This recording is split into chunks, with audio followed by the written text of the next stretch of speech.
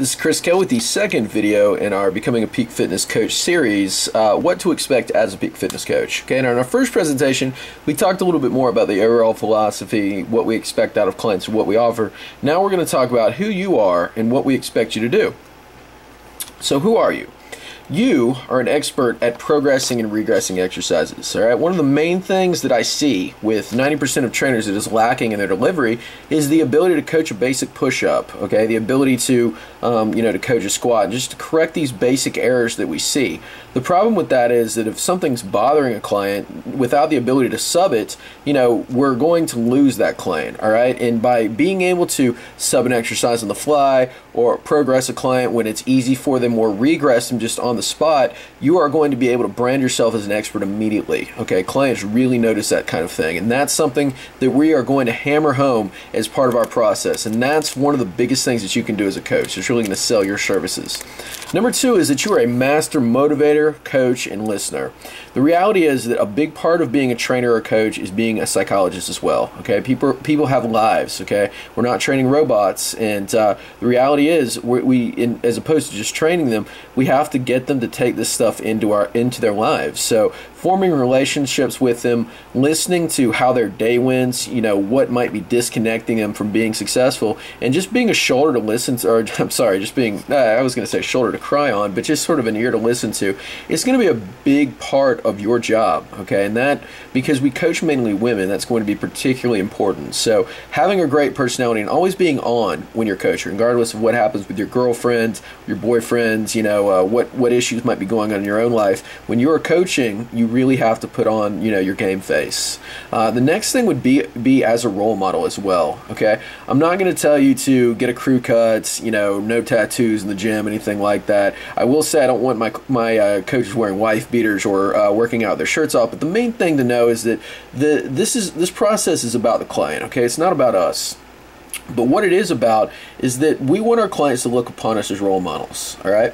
We want to emulate what we're trying to get our clients to, understand and to, bring into their own lives. And it's hard for me to talk to a client about nutrition or sleep habits or, anything like that if I'm coming in hungover, or I'm not living that, okay? So I'm not telling you to change your whole life to coach. What I am telling you is taking this stuff in your own life and living it on your own is really going to make you a more authentic person in terms of your job, and that's going to be very important. And I want all of my coaches, my trainers, to really emulate these values and kind of sell this system through your experiences to our clients. And the last one is reader of templates. All right, my job is to create the workouts. All right, to create the templates, create the progressions. All I want you to be able to do is to troubleshoot any issues that exist, to read the templates, to execute them in a timely fashion as I teach you, and really just to be the best coach possible. All right, the reality is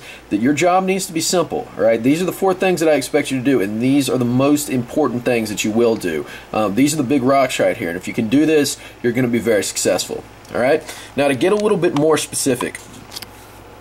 All right, we're going to look at kind of what we do with our different groups. All right, so in a typical day, what are you going to do as a coach? Number one are just general housekeeping things. All right, so for example, for our fitness classes, for boot camps, we're going to write our workouts on a whiteboard. Okay, if we have a circuit, if we have a small group training in one area, we have a boot camp training in another area, the workout needs to flow and it's got to be tight. Okay, that's the reality of the situation. So we write our workouts, our boot camp workouts on a whiteboard, so the boot campers can see what they're doing. They can refer back to the circuit and they don't forget things.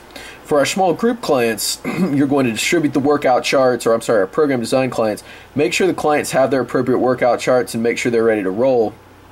And then as well, equally important is we're going to teach our new clients the foam rolling and mobility routine. So when they come in and they're like, okay, so what do I do now? Have them go through that. Okay, that is their warm up, and that's going to be important because when they come in late, and you're halfway into warming up a class, you need to be able to tell them, do the warm-up that we taught you. Okay, so that's really a time saver as well.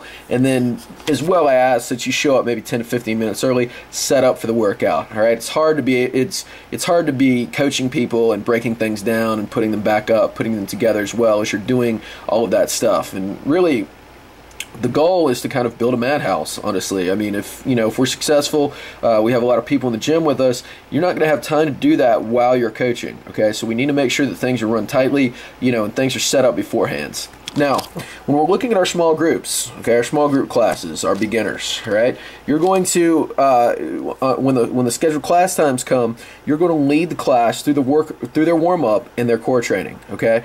And this is going to be based upon a template that we provide. Okay, from there, we execute, once we get done with those two things, we're going to execute the small group training program template, and we're going to take the clients through the workout just like a normal fitness class, all right? And we place those in our group exercise notebook, which we'll show you later.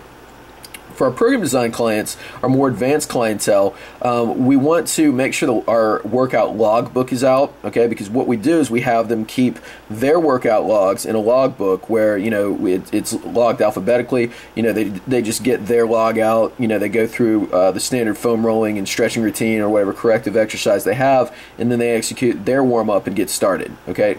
Out of the three of these, out of boot camp, small group, and program design are going to require the least amount of maintenance. All you really have to do is just make sure that you walk them through week one of a new workout and that they have the appropriate workout charts and they're doing their rolling and whatnot. All right, so we walk them through whatever new workout charts they have. We spot them as needed, and we ensure that they log their stuff and they put their clipboards away after they're done. Our last thing would be motivation and accountability. All right, the biggest thing as a client or as a coach is that you're also a monitor. All right, so you're always asking clients frequently, do things hurt? How is that exercise going? You're watching people work out. You're watching for just basic things that might be going on that day. And if something looks kind of weird, it probably is. Okay, it's probably not going right. So being able to, I always ask clients, does that hurt? Where did you feel that? Always do that, because if they're deadlifting and they're like, oh, my low back, I'm really working that hard. Like, no, that's not what we're trying to do. So you need to know that, and the only way that you're going to know is you're going to ask them. Client will not volunteer this information. Okay, so that's important.